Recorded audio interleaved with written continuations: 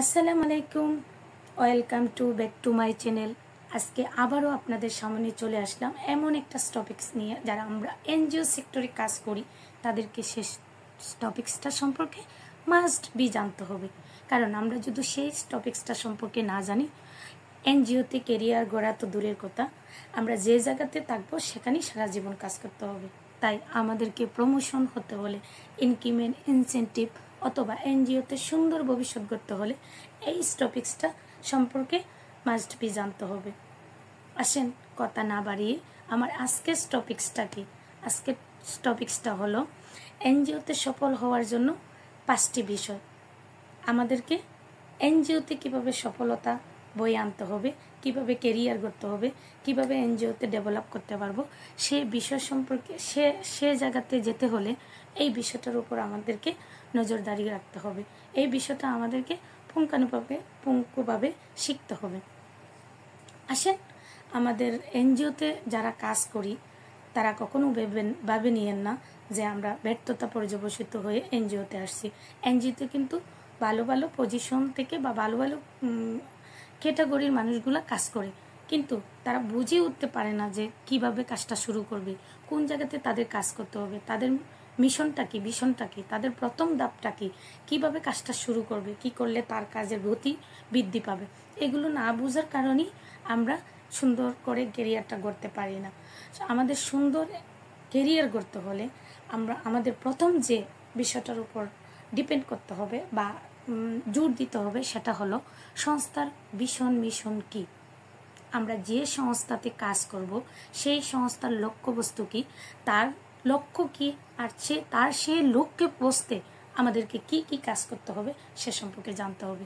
আপনি যদি এনজিও বা যে সংস্থাতে থাকেন তার নারী নক্ষত্র সম্পর্কে না জানেন, তার মূল কেন্দ্রবিন্দু কি, তার উদ্দেশ্য কি, সে সম্পর্কে না জানেন, আর সে সম্পর্কে জানতে হলে তার সাথে আপনার আধ্যাত্মিক একটা সম্পর্ক গড়ে তুলতে হবে, তার সাথে ভালোবাসা সম্পর্ক থাকতে হবে, তার সাথে ব্লাড কানেকশনটা আপনার গড়তে হবে।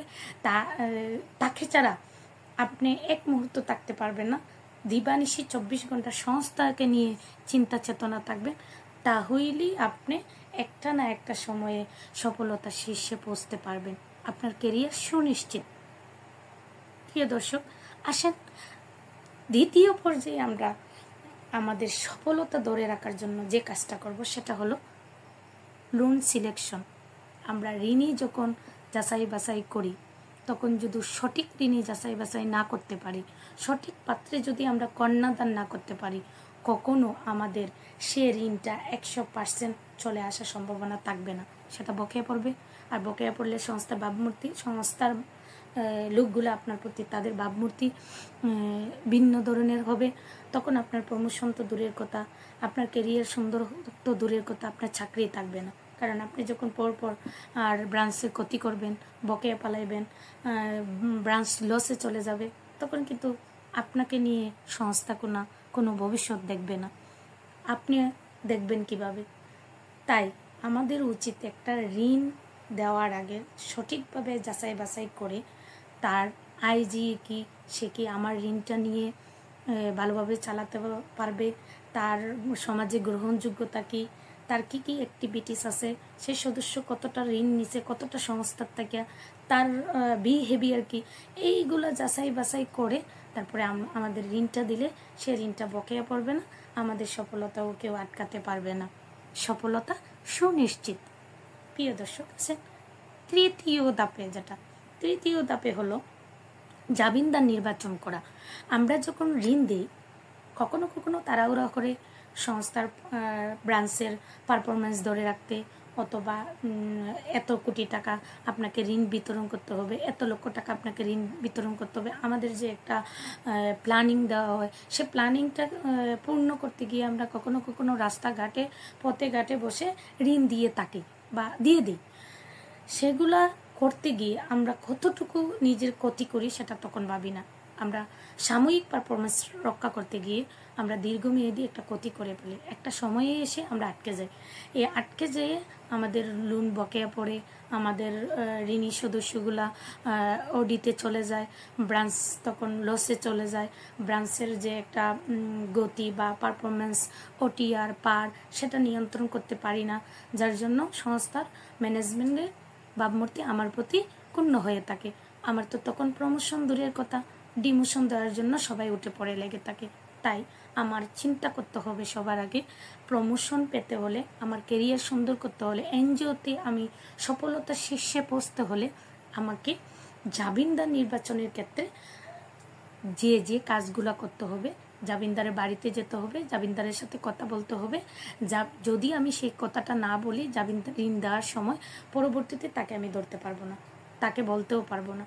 অতএব জাবিনদারকে বলার জন্য, ধরার জন্য, আমার ঋণটা যেন আটকে গেলে আমি একটা মাধ্যম খুঁজে পাই বা আমি আমার কথাগুলো বলার আর জায়গাটা পাই, সে জায়গাটা তৈরি করে রাখতে হবে ঋণটা দেওয়ার সময়। তাহলে আমার কেরিয়ার, আমার সফলতা কারো আটকানোর কোনো ক্ষমতা নাই। দর্শক আসেন চলে যাচ্ছি চতুর্থ স্টেপে, যেটা আমাদেরকে পূরণ করতে হবে। টার্গেট পূরণ 100%। আমাদের যে প্রতিদিনের টার্গেটটা থাকে, সাপ্তাহিক টার্গেটটা থাকে, ষান্মাসিক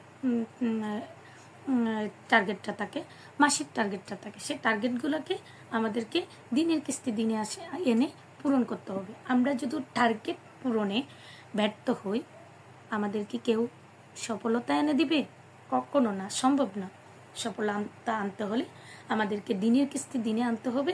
আর সেই দিনের কিস্তি দিনে আনতে পারলে আমার 100% টার্গেট ফিল আপ হবে। আমার কাজই কিন্তু কিস্তি আনা, টাকা ছাড়া কিন্তু আমার টার্গেট ফিল আপ হবে না। আমি মানুষের না বসে থাকলে কিন্তু আমার ফিল আপ হবে না। আমার টার্গেট ফিল আপ হবে আমি যে টাকা ফিল্ডে বিতরণ করছি, যে টাকা জীবিত আছে, যে টাকাগুলো আমাকে না আনলে পরে আমার ব্রাঞ্চ লসে চলে যাবে, আমার এলএলপি করতে হবে, আমাকে লসের সম্মুখীন হতে হবে। ম্যানেজমেন্ট আমার দিকে বিরক্তি পোষণ করবে, ম্যানেজমেন্টের কাছে আমি সোজা হয়ে দাঁড়াতে পারবো না। তখন কিন্তু ম্যানেজমেন্ট আমাকে সফলতা দিবে না, দিবে কি? ডিমোশন। অতএব সফলতা, কেরিয়ার, স্বপ্ন পূরণ করতে হলে আমাদেরকে টার্গেট পূরণ করতে হবে। যদি টার্গেটই না পূরণ করতে পারেন, স্বপ্ন তো পূরণ হবেই না, ডিম ডিমই থেকে যাবে। তাই সবার ড্রিম পূরণ করতে হলে আমাদেরকে 100% টার্গেট ফিল আপ করতে হবে। প্রিয় দর্শক, পঞ্চমত যে স্টেপটি নিয়ে আমি কথা বলবো সেটা হলো ম্যানেজমেন্টের সাথে সুসম্পর্ক রাখা। আপনি যদি ম্যানেজমেন্টের সাথে সুসম্পর্ক রাখেন, আপনার প্রমোশন নিশ্চিত। বলতে পারেন কি সুসম্পর্ক? সুসম্পর্ক হলো তাদের সাথে আপনার আন্ডারস্ট্যান্ডিং, বোরিংটা ভালো হবে, পারফরমেন্স ভালো করবেন তো ম্যানেজমেন্টের সাথে আপনার সুসম্পর্ক ভালো হবে। পারফরমেন্স খারাপ করবেন, ম্যানেজমেন্টের সাথে আপনার সম্পর্ক খারাপ হবে। সর্বোপরি আপনার কাজের উপরেই আপনার সব কিছু ডিপেন্ড করে। আপনি ভালো কাজ করবেন, আপনার প্রতি সবার সুন্দর মনোভাব থাকবে। আপনি খারাপ কাজ করবেন, আপনার প্রতি সবার খারাপ মনোভাব থাকবে। আপনার আর কথাবার্তা, আপনার প্রেজেন্টেশন, আপনার নিজের এক্সপেরিয়েন্সটা, আপনার চলাফেরা, আপনার ভাব বচনভঙ্গি, আপনার এক্সট্রা অর্ডিনারি, এইগুলাই আপনার ম্যানেজমেন্ট আপনাকে ফলো আপ দিবে। আপনার ম্যানেজমেন্ট যখন আপনার মধ্যে এই গুণগুলা দেখবে, আপনার সব দিকে অ্যাক্টিভ আছেন, তখন কিন্তু কখনো আপনার সফলতা কেউ আটকে রাখতে পারবে না। তাই মনে রাখতে হবে, সফলতা কখনো কেউ কারো আটকাতে পারে না। আপনার সফলতা আপনার কাছে। আপনার সফলতাকে আপনি সাফল্যের শীর্ষে পৌঁছানোর জন্য কি কি করতে হবে সেটা জানা দরকার আপনার নিজের। আর এই নিজে জেনে নিজেকে কাজ করে নিজের কেরিয়ার, এনজিওতেও যে সুন্দর একটা ভবিষ্যৎ করা যায়, সুন্দর কেরিয়ার গড়া যায়, সে থিওরিটা জেনে শুনে আপনাকে কাজ করতে হবে। প্রিয় দর্শক, আজকে আমার এই টপিকসগুলোর মাধ্যমে যদি কারো মনে এনজিওতে কেরিয়ার গড়ার সুন্দর একটা মনোভাব তৈরি হয়, তাহলে আমার পাশে থাকার বেল আইকনটি চেপে দিবেন এবং আমার চ্যানেলটিকে সাবস্ক্রাইব করে দিবেন। পাশে থাকার জন্য অনেক ধন্যবাদ।